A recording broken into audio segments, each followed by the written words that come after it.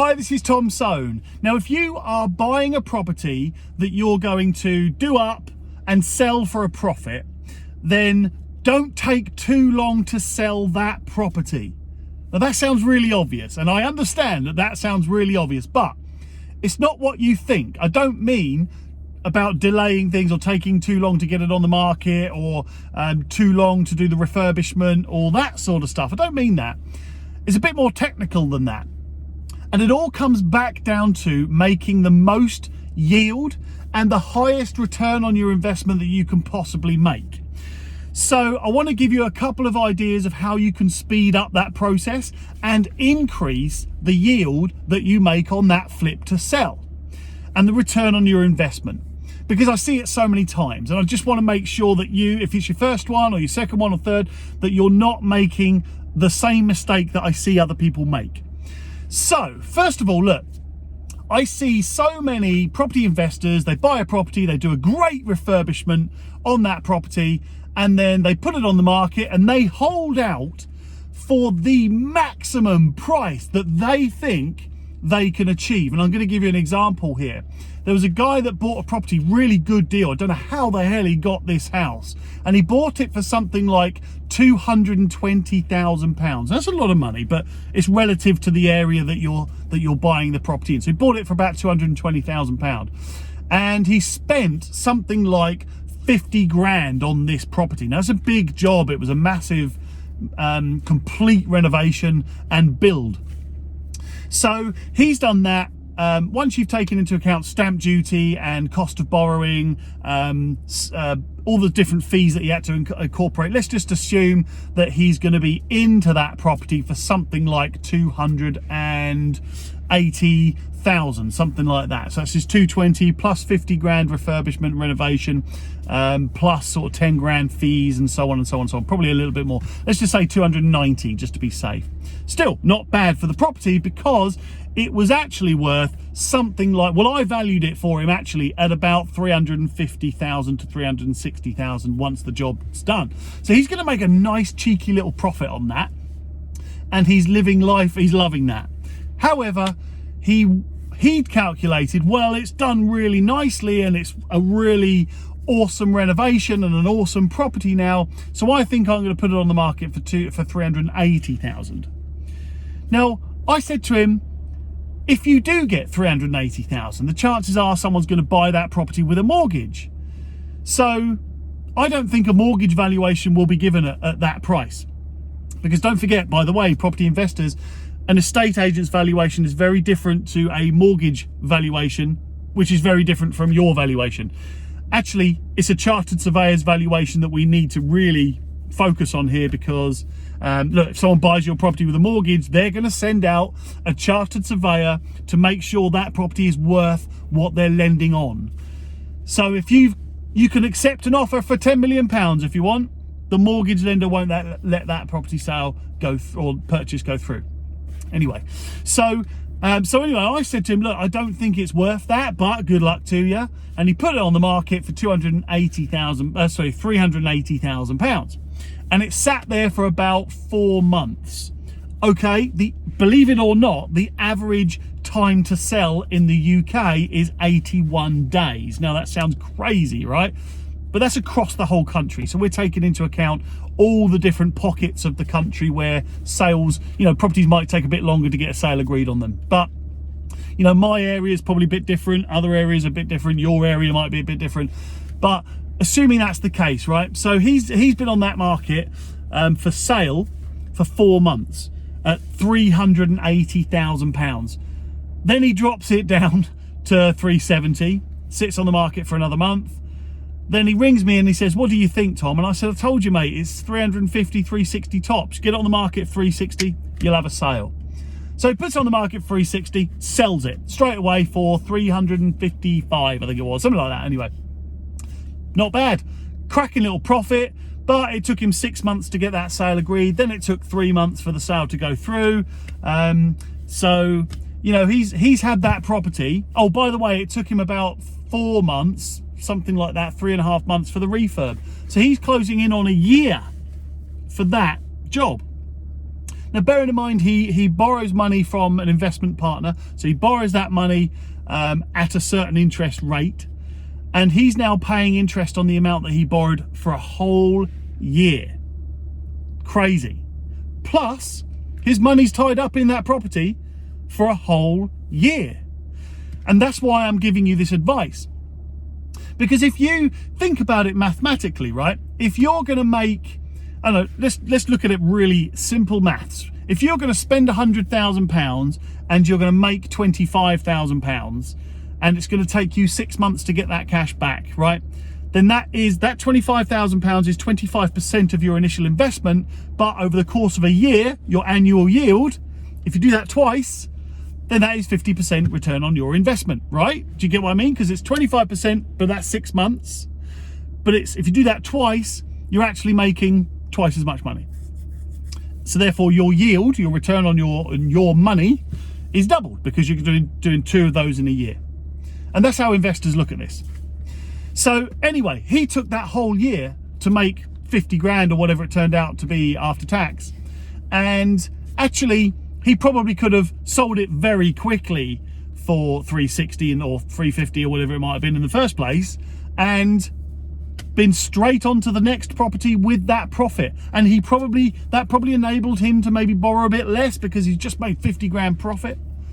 But he didn't. He held out for that top price. Now, that's kind of one component of holding out for the top price. The other component of holding out for the top price is calculating the offer that's on the table. Again, I'm going to use that same scenario. Let's just say he goes on the market, and on day 1 of being on the market, someone comes round and views the property and says, yes, I like this place. I'll offer you 350 grand on day 1. Now, he probably wouldn't have taken that offer because in his mind, he's thinking, no, I'm going to hold out for a bit more. But I would seriously consider that offer, and I would work out my yield, right? So this is how I would calculate it. It took me let's just say 4 months to do the job and get it on the market. It took 1 day to get an offer on the table and then 3 months to complete. That's the difference between the whole thing taking 7 months and the whole thing taking a year. My money's out. I've got cash in my pocket. It's a good return on investment. I'm not being greedy. I'm not trying to hold out for an extra 30 grand that isn't there, or 20 grand that isn't there. It's just invisible. Fantasy. Because it is. It's all in his brain. He thinks, well, I think I can get 380. Well, who said that? Who thinks you can get 380? There's no evidence of comparison properties that have ever sold for that amount of money. Just because you think it's a really good job, and I agree, actually, it was a really good job, really good refurbishment, really good saleable property. But it has to be comparable to other properties that have sold. So anyway, he held out for that. So the offer, let's say the offer that gets put on the table is a bit lower than what you wanted to get, but it's still a really good yield, but it's faster. You can get your cash out now. Get your cash out, do another property. That's what I'd say. Get your cash out, do another property, make more money, move on to the next. Make more money, move on to the next. Speed it up, guys. Come on.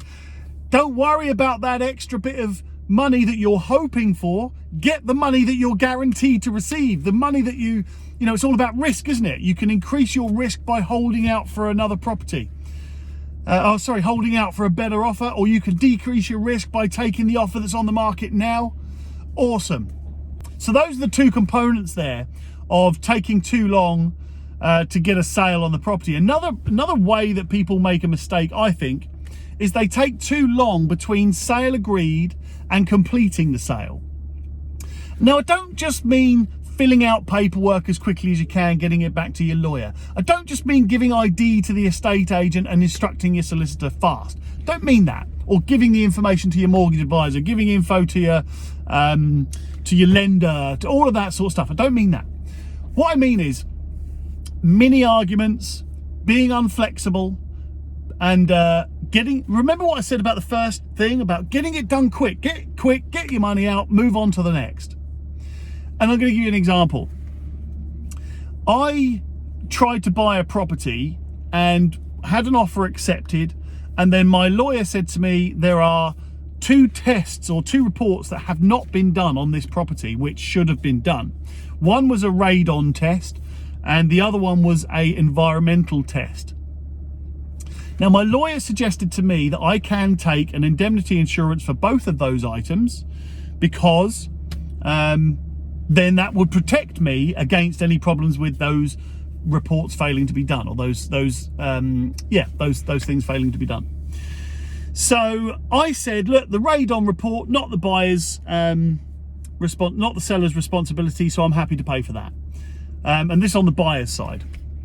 But I said the environmental report should have been done on this property because of this, where it is. Don't worry about it, I won't go into the details, but because of where it is, I thought that, you know, that's the seller's responsibility. You should have that done. So I said to my lawyer, I think the seller should pay for that. It's like 75 quid or 100 quid or something like that. Nothing dramatic.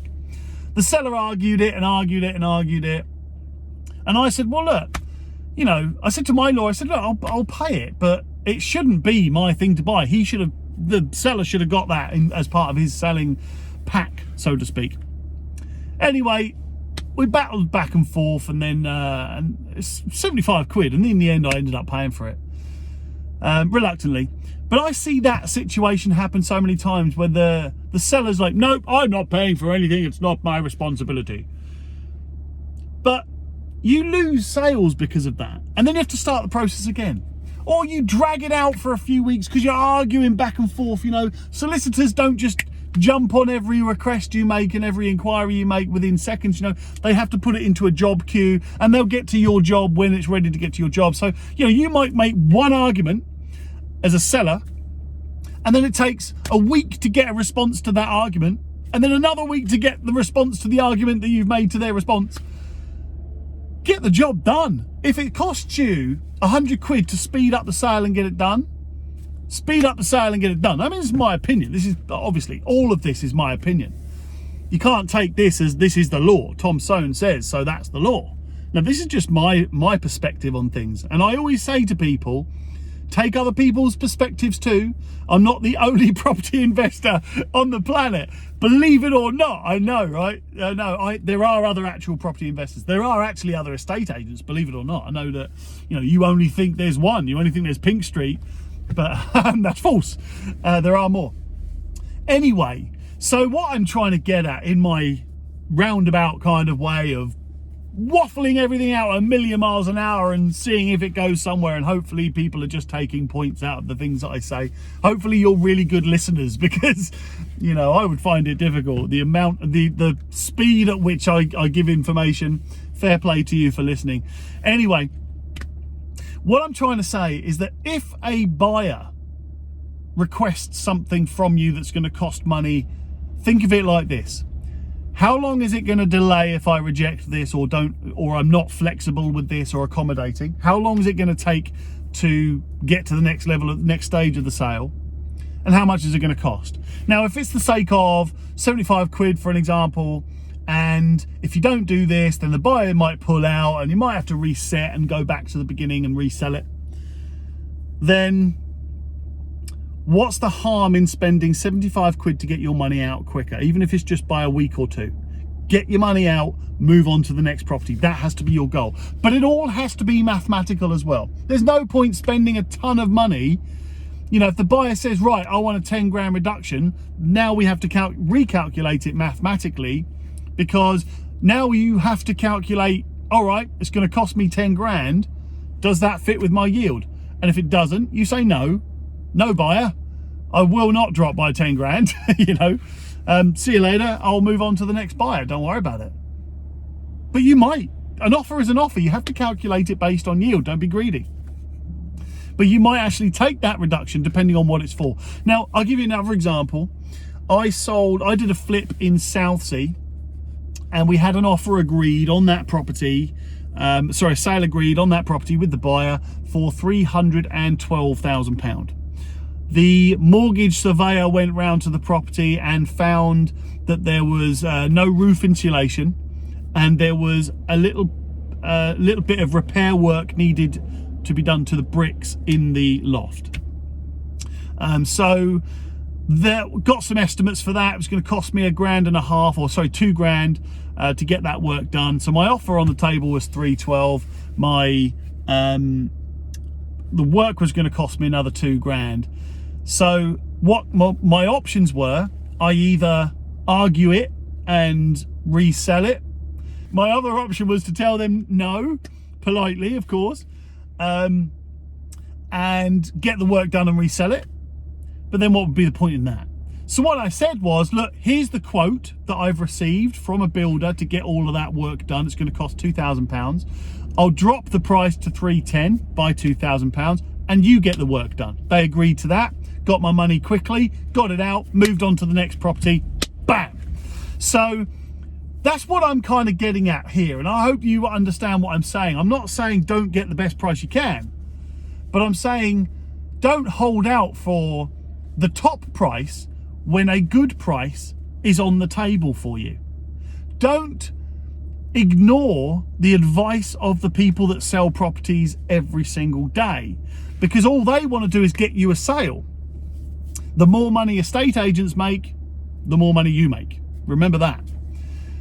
So look, hope that helps. It was a bit of a off the top of my head type thing, but I do think it's relevant because I see a lot of property investors holding out for certain prices, reducing their yield because they think they're going to get an extra 5 grand, but actually what they're getting is a reduced yield because they're taking an extra few months to get that extra 5 grand.